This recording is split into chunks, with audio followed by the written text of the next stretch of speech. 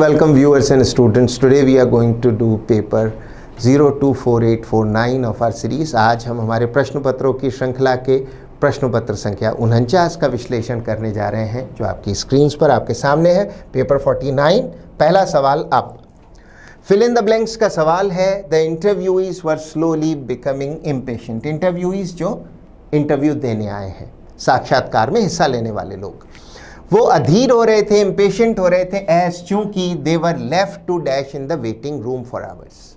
हमें सही idiomatic expression लेना है। They were left to cool their heels. Cool their heels का मतलब उन्हें इंतज़ार करवाया जा रहा था। टू कूल वंस हील्स का अर्थ है इंतज़ार करना, इंतज़ार में समय निकालना। तो उन्हें इंतज़ार करवाया जा रहा था वेटिंग रूम में घंटों से, फॉर आवर्स। बाकी ऑप्शंस जरूर देखें। ड्रॉ द लॉन्ग बो का मतलब है बढ़ा चढ़ाकर कुछ कहना, खास करके जब आप किस्से या कहानी सुना रहे हैं तो बढ़ा चढ़ा के उसको कहना। होल्ड वाटर का अर्थ है किसी चीज़ का तार्किक होना, लॉजिकल या जस्टिफाइबल होना। जैसे अगर किसी का आर्ग्यूमेंट है वो बहुत तार्किक है तो हम कहेंगे your argument holds water. Justifiable है, तार्किक है, उचित है। To flog a dead horse का मतलब है मरे घोड़े को पीटना या चाबुक मारना। कहने का मतलब ऐसा कोई प्रयास करना जिसका कोई फ़ायदा नहीं होगा, व्यर्थ की कोशिश करना, व्यर्थ में अपना प्रयास या एनर्जी गंवाना। To flog a dead horse. हमारा आंसर कूल देयर हील्स होगा। सवाल संख्या 77 आपकी स्क्रीन्स पर। एक्टिव वॉइस में एक वाक्य दिया है, इसे पैसिव में बदलना है। The manager explain the latest assignment to Lana. Manager ने नवीनतम, लेटेस्ट है, नवीनतम, असाइनमेंट है जो काम किसी को दिया गया है, सौंपा गया काम। सो मैनेजर ने एक्सप्लेन किया लाना को नवीनतम असाइनमेंट। ऐसे वाक्यों में सबसे ज़रूरी है हम सबसे पहले टेंस पहचाने वाक्य का। मैनेजर एक्सप्लेन सब्जेक्ट के साथ सेकंड फॉर्म है, ये सिंपल पास्ट का वाक्य है।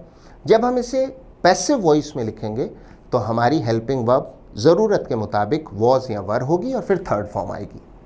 सो हमारा इसका नया सब्जेक्ट पैसिव में बनेगा the latest assignment. Latest assignment हमें चारों ऑप्शंस में है और होना चाहिए वॉज एक्सप्लेन्ड। वॉज एक्सप्लेन्ड कितनों में है? सिर्फ पहले में। तो हमारा उत्तर निसंदेह फर्स्ट ऑप्शन होना चाहिए, the latest assignment was explained to Lana by the manager. अन्य कोई भी ऑप्शन इसके सन्निकट भी नहीं पहुंचता, बिल्कुल इससे दूर है, क्योंकि हैड एक्सप्लेन्ड, हैज़ बीन उत्तर होने के कहीं भी पास नहीं है। उत्तर है पहला, वॉज एक्सप्लेन टू लाना। आगे बढ़ते हैं, अगला प्रश्न, प्रश्न संख्या 78। पूरे ध्यान से देखें। फिल इन द ब्लैंक करना है, हमें रिक्त स्थान की पूर्ति करनी है। सही ऑप्शन से if you are the one who is planning to lose weight. अगर आप वो व्यक्ति हैं जो वजन घटाने की योजना बना रहे हैं, remember to keep your snacking dash. सबसे पहले स्नैकिंग है अल्पाहार लेना। मसलन आप कुछ भी छोटा मोटा खा पी लें, चाय नाश्ता करें, समोसा लें, पिज्ज़ा खाएं, तो स्नैकिंग हो रही है। कीप योर स्नैकिंग डैश क्या होगा? मॉडरेट। मॉडरेट का अर्थ है मध्यम हद तक या दरमयाना, मीन्स सीमा में लें, बहुत ज़्यादा ना लें। तो आप अपनी स्नैकिंग को, जो अल्पाहार लेने की आदत है, इसको सीमित रखें, अधिक ना लें, मध्यम हद तक ही लें। अन्य ऑप्शंस, आउट गोइंग का अर्थ है बाहर जाने वाला या फिर रिटायर होने वाला। अगर हम कहें the out going prime minister, जो पद छोड़कर जा रहे हैं, रिटायर हो रहे हैं, द आउट गोइंग चेयरमैन इत्यादि। शब्द आउट गोइंग का एक और अर्थ है जो काफ़ी लोकप्रिय है, काफ़ी यूज़ होता है, वो है सामाजिक रूप से मिलनसार। अगर आप एक आउट गोइंग आदमी हैं, सोशिएबल हैं या फिर एक्सट्रोवर्टेड हैं, तो लोगों से मिलना जुलना, पार्टी में जाना आपको बहुत अच्छा लगता है। प्रेजुडिस्ड एक बहुत अच्छा शब्द है जिसका अर्थ है पूर्वाग्रह से ग्रस्त। बहुत सी बार आप देखेंगे लोगों ने पहले से अपनी अवधारणा बना रखी है, तो वो कौन हुए? प्रेजुडिस्ड। फर्ज कीजिए आपको कोई व्यक्ति सिर्फ इसलिए अच्छा लगता है क्योंकि वो आपकी जाति से है, तो आप उसके लिए, उसके पक्ष में प्रेजुडिस्ड है। आपको कोई व्यक्ति इसलिए बुरा लगता है कि वो आपकी जाति से नहीं है, किसी एक संप्रदाय विशेष से है, तो आप उसके अगेंस्ट प्रेजुडिस्ड हैं, आप उसके खिलाफ पूर्वाग्रह से ग्रस्त हैं। इसके लिए एक और शब्द लिया जा सकता है, बायस्ड। एक ऑप्शन और बचा है सी, अनकंट्रोल्ड का अर्थ है नियंत्रण से बाहर। राइट, आगे बढ़े। प्रश्न संख्या 79 79 आपकी स्क्रीन्स पर। रेखांकित खंड का मीनिंग हमें बताना है अंडरलाइन सेगमेंट का। अंडरलाइन सेगमेंट होना चाहिए रीच्ड फीवर पिच। पढ़ते हैं इसे, by the end of the football match feelings had reached fever pitch. कोई चीज़ अगर फीवर पिच पर है तो लोग बहुत उन्मादी उत्साही हुए हैं, इतनी फीलिंग उनसे कंट्रोल नहीं हो रही, बहुत ज़्यादा जोश से भरे हुए हैं, उत्साह या फीलिंग से भरे हुए हैं। By the end of the football match feelings fever pitch पे पहुंच गई, मतलब बहुत ज़्यादा फीलिंग लोगों में भारी हो रही थी, मन में कोई भावना बहुत बलवती हो गई थी। Got so strong that one could not control them, right. Answer हुआ हमारा दूसरा। अन्य कोई ऑप्शन इसके करीब नहीं पहुंचता। अलबत्ता वरीइंग का अर्थ चिंताकारी होता है। उत्तर हमारा दूसरा ही रहेगा, बी। आगे बढ़ते हैं। सवाल 80 हमें एंटोनिम बताना है प्रश्न शब्द का। कैजुअल का अर्थ है अनौपचारिक। कैजुअल कपड़े जो घर में आप पहनते हैं वो कैजुअल हैं। आम लोगों में जो बातचीत होती है जिसमें ज़्यादा गंभीरता का ध्यान नहीं रखा जाता, वो बातचीत या कॉन्वर्सेशन जो है वो कैजुअल है। दूसरी तरफ इसका ओपोजिट होगा फॉर्मल, औपचारिक। औपचारिक कपड़े जैसे आप अपने कार्यस्थल पर पहनते हैं या किसी ऐसे अवसर पर पहनते हैं जहां आपको तैयार होकर जाना है, तो फॉर्मल क्लोथिंग हो सकती है। फॉर्मल बातचीत है, औपचारिक बातचीत है जहां खुलापन या बातचीत में जो आपसी बात का व्यवहार होता है वो नहीं हो, औपचारिक हो, चीज़ें कसी हुई हों, किसी नियमावली के अनुसार चलें, तो अनौपचारिक और औपचारिक। स्पिरिचुअल है आध्यात्मिक, पर्सनल है व्यक्तिगत और ट्रेडिशनल है परंपरागत, राइट। 81 आपकी स्क्रीन पर हमें जिस खंड में ग्रामेटिकल एरर है उस खंड को पहचानना है। One can never imagine how hot it gets in Delhi unless one doesn't go there in person. आप अनुमान भी नहीं लगा सकते, कोई व्यक्ति अनुमान भी नहीं लगा सकता कि दिल्ली कितना गर्म है जब तक कि वो व्यक्ति वहाँ व्यक्तिगत रूप से ना जाए। वन का अर्थ है या कोई भी व्यक्ति से। देखिए, अनलेस का अर्थ है यदि नहीं, ये एक नकारात्मक अर्थ रखने वाला कंजंक्शन है। इफ नॉट इसका अर्थ है, चूंकि अनलेस का अर्थ ही इफ नॉट है, इसके खंड में डू नॉट डज नॉट नहीं आ सकते, इसके क्लॉज में डू नॉट डज नॉट नहीं आ सकते। तो सही अंग्रेजी होती unless one does not go, नहीं unless one goes there. One can never imagine how hot it gets in Delhi unless one goes there in person, जब तक कि कोई व्यक्ति वहाँ व्यक्तिगत रूप से ना जाए। किस खंड में एरर है? अनलेस वन डजंट गो खंड में एरर है, यही हमारा जवाब है। अगला प्रश्न, प्रश्न संख्या 82 आपकी स्क्रीन पर। सवाल 82 है, हमें अप्रोप्रिएट ऑप्शन यूज करना है अंडरलाइंड एडवर्ब को रिप्लेस करने के लिए अंडरलाइन वर्ड को। अंडरलाइन वर्ड रेगुलरली होना चाहिए। I went to Paris regularly. देखिए, हमें चाहिए एडवर्ब ऑफ टाइम, और रेगुलरली, ऑफन, समटाइम्स, नेवर, ये एडवर्ब ऑफ फ्रीक्वेंसी है, बारंबारता या आवृत्ति के एडवर्ब। 100 में से नेवर की आवृत्ति कितनी होगी? 0। 100 में से ऑलवेज की आवृत्ति कितनी होगी? पूरे 100 बार। ऑफन की 60-70 बार, समटाइम्स की 20-30 बार। तो हमें रेगुलरली जो एडवर्ब ऑफ फ्रीक्वेंसी है उसकी जगह हमें एडवर्ब ऑफ टाइम चाहिए। एडवर्ब ऑफ टाइम है समय बताने वाली एडवर्ब, जैसे tomorrow, yesterday, noun, now, then, ये हुई एडवर्ब ऑफ टाइम। तो हमारे पास उपलब्ध ऑप्शंस में एडवर्ब ऑफ टाइम है yesterday. Yesterday, today, tomorrow, now, then, ये एडवर्ब ऑफ टाइम है। बाकी ऑप्शंस देखिए, ऑफन और ट्वाइस, ये दोनों एडवर्ब ऑफ फ्रीक्वेंसी है। ट्वाइस है 2 बार, ऑफन है अक्सर। हैप्पीली का अर्थ है खुशी से। हमारा आंसर है yesterday. I went to Paris yesterday. Yesterday adverb of time है। आगे बढ़े, अगला सवाल 83, हमें एंटोनिम बताना है प्रश्न शब्द कंसीट का। कंसीट का अर्थ है अभिमान, एरोगेंस या प्राइड। एरोगेंस अथवा प्राइड, घमंड, अभिमान। हमारे पास एंटोनिम हमें बताना है मॉडेस्टी का अर्थ है विनम्रता। जहां आप अपने आप को बिल्कुल विनम्र रखें तो आपका व्यवहार ह्यूमिलिटी या मॉडेस्टी से भरा हुआ है, राइट। बाकी ऑप्शंस देखें, ह्यूब्रिस तो अहंकार है, ये तो इसका सिनोनिम है, हमसे पूछा है एंटोनिम। अन्य ऑप्शंस में कंसीलमेंट है छिपाव, किसी चीज को छिपाया जाना। रिवील है उजागर करना, राइट। उत्तर हमारा होगा मॉडेस्टी, विनम्रता। आगे बढ़े, वन वर्ड सब्स्टिट्यूट बताना है। फीलिंग और शोइंग एक्सट्रीम टायर्डनेस। टायर्डनेस है थकान, बहुत अधिक थकान प्रदर्शित करता हुआ या दिखाता हुआ, अथवा जिसमें दिख रही हो थकान बहुत ज़्यादा। आंसर होगा वियरी। वियरी का अर्थ है टायर्ड या एग्जॉस्टेड, थका हुआ। अन्य ऑप्शंस देखें, वाइटलाइज्ड का अर्थ है जीवंतता से भरा हुआ। वाइटल मीन्स जिसमें काफी जीवंत ऊर्जा हो। नर्वस व्याकुल है, और ड्राउजी है जिसे नींद आ रही हो या स्लीपी। हमारा उत्तर होगा वियरी, जिसका अर्थ है एग्जॉस्टेड या टायर्ड, थका हुआ, थक कर चूर। प्रश्न संख्या 85 आप लोगों की स्क्रीन्स पर। अब हमारे पास एक जम्बल्ड अप पैराग्राफ है, इसको हमें अनस्क्रैम्बल करना है, सही क्रम में जमाना है। पहले चारों खंडों को पढ़ लें और फिर हल करें। We are naturally social creatures, हम स्वाभाविक रूप से सामाजिक जीव हैं, क्रीचर्स हैं, प्राणी हैं। A bit of solitude, solitude का अर्थ है एकांत, थोड़ा सा एकांत, as everyone from Thoreau to Proust. Thoreau American essayist थे, हेनरी डेविड थोरू, और प्रुस्त, मार्सेल प्रुस्त एक फ्रेंच एसेइस्ट राइटर थे, एक फ्रेंच निबंधकार, लेखक। Have written about is one of our most powerful tools for disconnecting and recharging.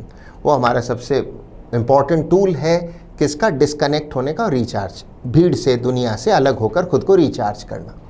This does not mean you need to lock yourself away in a room at the end of the day, और इसका ये अर्थ नहीं है कि आप अपने आप को बिल्कुल कहीं किसी कमरे में बंद कर दें अंततः।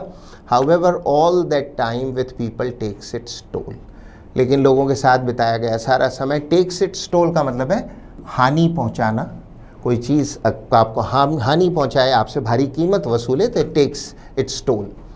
तो देखिए, सबसे पहले जो है वो सबसे आसान लिंक जो बनता है वो है PS। हम सामाजिक लोग हैं, लोगों के साथ रहेंगे, लेकिन सारा समय लोगों के साथ रहने पर हमें इसकी मानसिक कीमत चुकानी पड़ती है, हम पर भारी पड़ता है।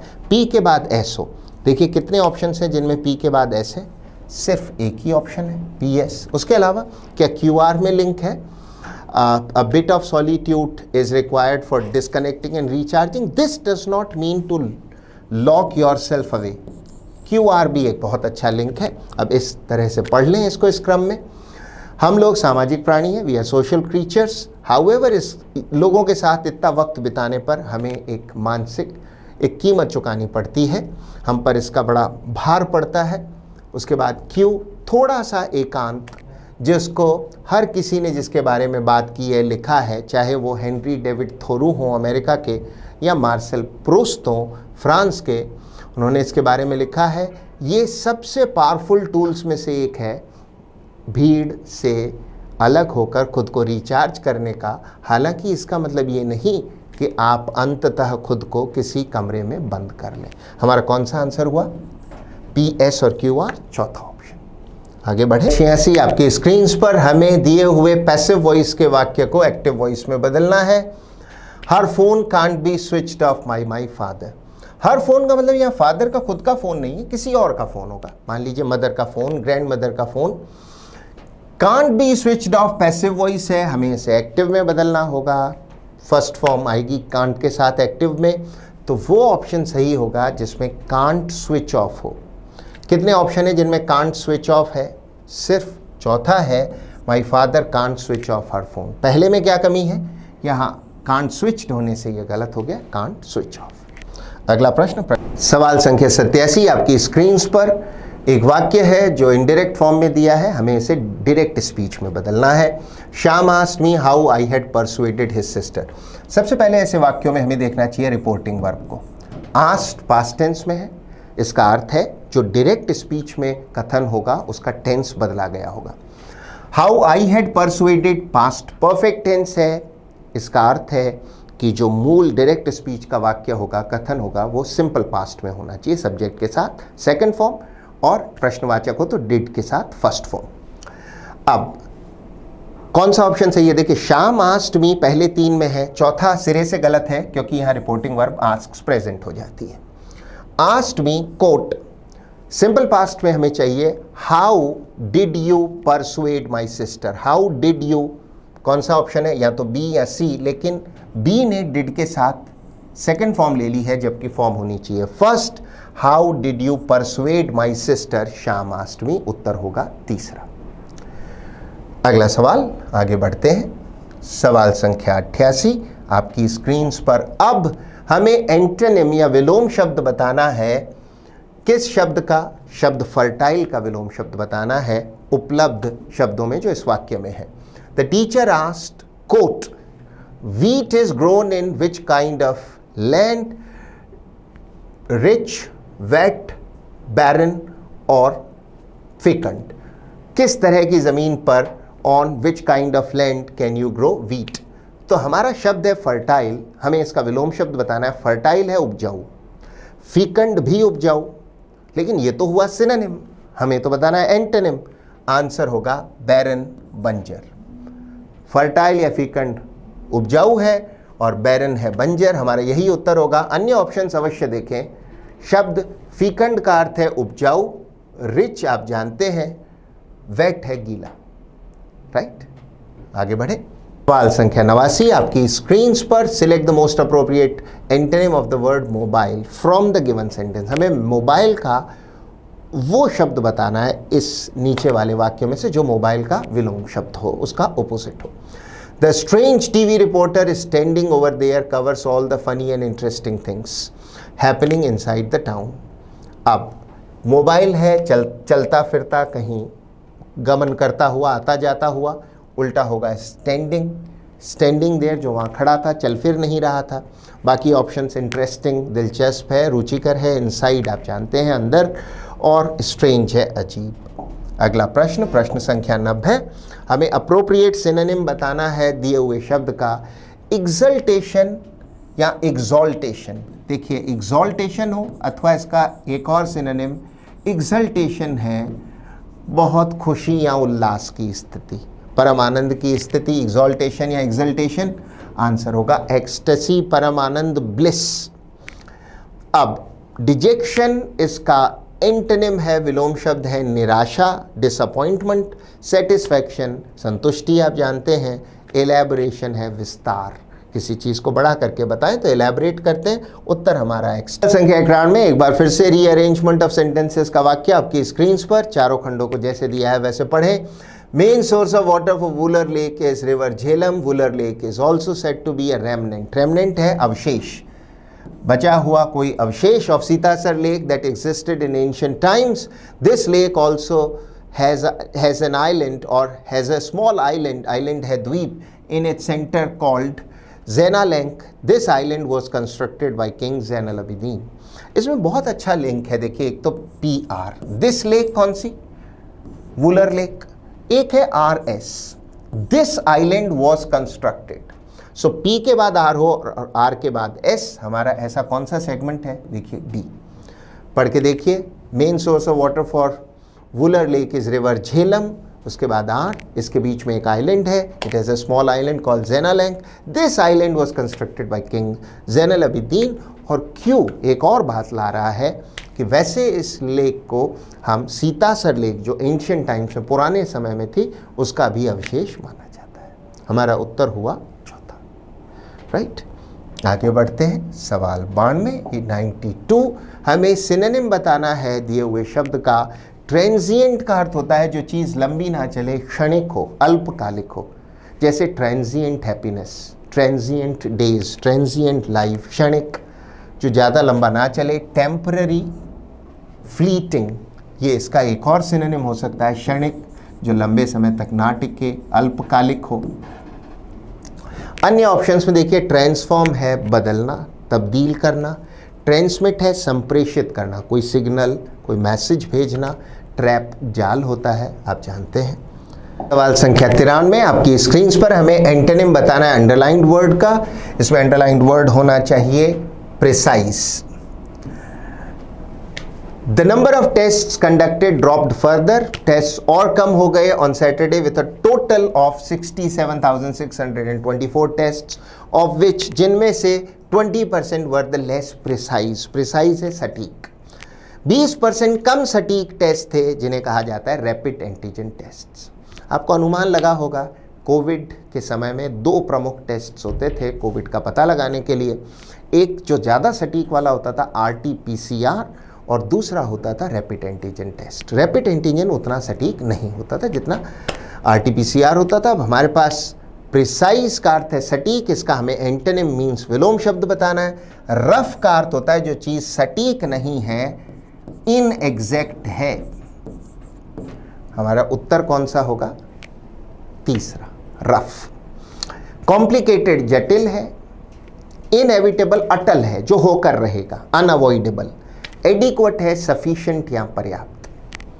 आगे बढ़े, अगला प्रश्न सवाल 94, 94th question. One word substitute बताना है of a speech made without preparation. बिना तैयारी के कोई स्पीच आदि, स्पीच है कोई भाषण, कोई वक्तव्य। आंसर है एक्सटेम्परी। आप इसके प्रोनाउंसिएशन या उच्चारण पर ध्यान दें। दिखने में शब्द एक्सटेम्पोर दिखता है पर इसका सही ब्रिटिश उच्चारण है एक्सटेम्परी, बिना पूर्व तैयारी के एक्सटेम्परी। अन्य ऑप्शंस पे नज़र डालें। रेटरिक का अर्थ है बड़ी बड़ी बातें, बड़ी बड़ी बातें लोग करते हैं, बड़े दावे, बड़ी बातों को रेटरिक कहते हैं, जिनका उद्देश्य लोगों को प्रभावित करना हो। जैसे it is all political rhetoric, ये सिर्फ बड़ी बड़ी राजनीतिक तौर पर की गई बातें हैं। डिलिब्रेशन है किसी चीज़ पर किया गया लंबा विचार या लंबा डिस्कशन, ठीक है। स्क्रिप्टेड है जो चीज़ पहले से लिखित है, तय है, जैसे फिल्मों की कहानियाँ। तो ये इसका एंटोनिम हुआ। फ़र्ज़ कीजिए हमसे अगर विलोम शब्द पूछा जाता तो हम इसका आंसर देते स्क्रिप्टेड। वन वर्ड तो वो होता है जो वही शब्द का अर्थ हो जो कि वर्णन में दिया गया है। आगे बढ़ते हैं, सवाल 95 आपकी स्क्रीन्स पर। हमें करेक्ट डायरेक्ट फॉर्म बतानी है इस इनडायरेक्ट वाक्य की। She asked me why I had been smoking that day. सबसे पहले रिपोर्टिंग वर्ब जो है वो पास्ट टेंस में है। इसका अर्थ हुआ कि जब इनडायरेक्ट स्पीच में से बदला गया होगा तो टेंस को बदला गया होगा। Why I had been smoking past perfect continuous tense है, जिसका अर्थ है कि डायरेक्ट स्पीच का वाक्य पास्ट कंटिन्यूअस में रहा होगा। तो ऑप्शंस को देखें। She said to me, she said to me, she said to me, A, B या सी। डी नहीं हो सकता, वहां सेज है, प्रेजेंट है। Quote why were you smoking, हमें एक पास्ट कंटिन्यूअस चाहिए क्योंकि इनडायरेक्ट में परफेक्ट कंटिन्यूअस है। कौन सा ऑप्शन है? मात्र option A. She said to me quote why were you smoking today, indirect speech में जो अब बन गया है दैट डे, राइट। पेपर के अंतिम 5 प्रश्न, फिल इन द ब्लैंक्स के 5 क्वेश्चंस का एक सेट है। क्लोज टेस्ट कहते हैं इसे करने का सही तरीका है एक बार हल करने की चेष्टा ना करें, पढ़ लें पैसेज को, कुछ अनुमान लगेगा, फिर हल करेंगे तो आसान लगेगा। If writers only dare to dare, dare का अर्थ है हिम्मत दिखाना, साहस दिखाना। अगर लेखक हिम्मत दिखाने की हिम्मत करें, हिम्मत करने की, साहस करने का साहस करें, अ सुएटोनियस और a Tacitus of the novel could exist.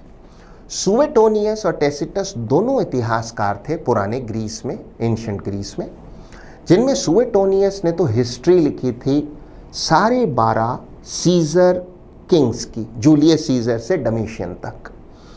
Of the novel could exist, for the novel, यहाँ फॉर का अर्थ है बिकॉज, क्योंकि या चूंकि। For the novel is dash the history of manners turned into a story and a play, as is history itself often enough, and there is no other dash than this, that the one novel cloaks, cloaks का अर्थ होता है ढकना, आवृत करना, its manners dash the guise of invented characters। हमें अनुमान लग गया है ये किसी उपन्यास का हिस्ट्री से क्या संबंध है, क्या प्रेरणा है, आपस में क्या ताल्लुक हो सकता है, उस बारे में पैसेज है। अब हल करें।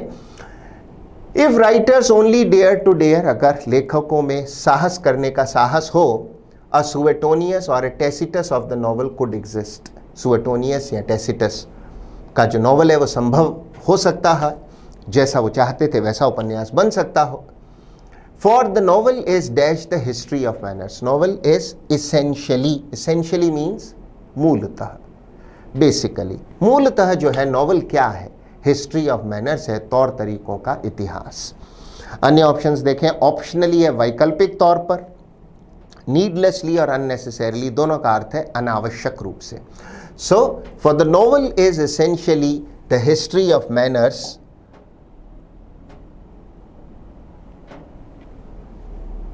turned into a story and a play as is history itself often enough, क्योंकि नॉवल सिर्फ जो है इतिहास है तौर तरीकों का, जिसको एक स्टोरी और एक प्ले मीन्स नाटक में बदल दिया गया हो.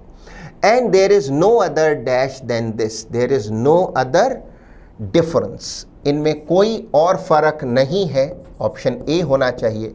No other difference than this, इसके अलावा दोनों में कोई फर्क नहीं है. बाकी ऑप्शंस देखिए. प्रैग्मेटिज्म का अर्थ है व्यवहारिकता या प्रैक्टिकलिटी. सैंपल या सैंपल का अर्थ है नमूना. मैटर आप जानते हैं तत्व या कोई मामला, विषय आदि. आगे बढ़ते हैं. Than this, that the one, पहला क्या है अंतर. द नॉवल क्लोक्स, क्लोक्स का अर्थ है ढकना, लबादा ओढ़ना. क्लोक्स, नॉवल ढक कर आता है, लबादा ओढ़े आता है. इट्स मैनर्स, अपने तौर तरीकों को किस लबादे में लाता है. Under the guys of, guys होता है वेश, किस वेश में छिपकर आता है, किस वेश का लबादा ओढ़े आता है. शब्द गाइज का प्रेपोजिशन अंडर है, वैसे इन भी इसका प्रेपोजिशन स्वीकार्य है. Under the guys of. अन्य ऑप्शन देखें. बिसाइड होता है बगल में या समीप, बिल्कुल पास वाला. अराउंड, चारों ओर या आसपास. अमंग आप जानते हैं लोगों या कई लोगों या ऐसे व्यक्तियों के बीच में. So she was sitting among her grand children, उनके बीच में.